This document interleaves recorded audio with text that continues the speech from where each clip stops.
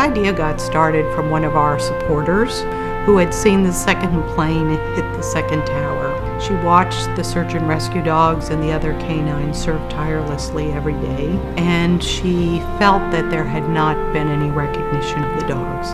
So she approached us about doing something.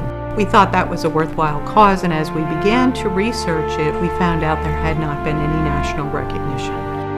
And that led to the beautiful and patriotic ceremony that we had on 9/11 at Liberty State Park.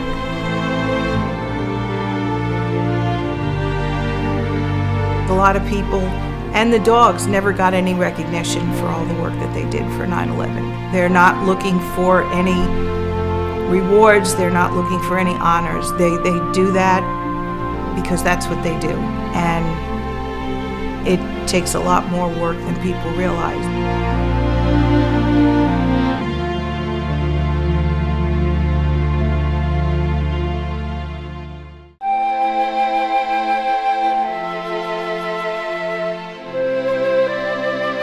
As the parade began to assemble, there were 100 American flags lining Liberty Way, with the Statue of Liberty and Ellis Island bearing witness.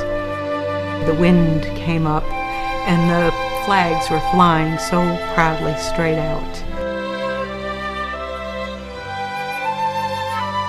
The route was lined with breeds of dogs who were currently serving search and rescue. They were there to honor the 9/11 teams that served.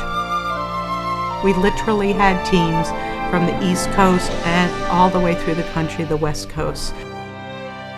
As they marched and came down the walkway, the setting was very, very beautiful, and all of those that were there to walk through that arch was a feeling that I would never forget.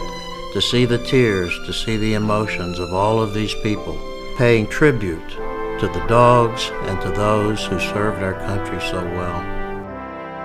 As the Joint Service Guard leading our parade got to the corner of Liberty Way, unexpectedly to us, the families who had been at Ground Zero for their solemn ceremony were coming back on the ferry, and they merged.